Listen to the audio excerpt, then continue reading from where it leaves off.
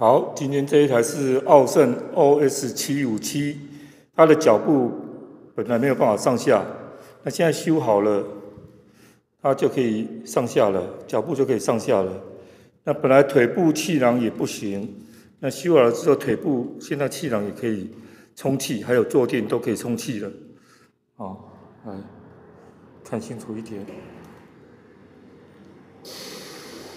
哦，它现在就可以变成可以腿部可以上下，那腿部也可以按摩，坐垫也可以按摩，都修理好了。哦，这是台奥盛777或者757都是一样可以用的，都是一样的。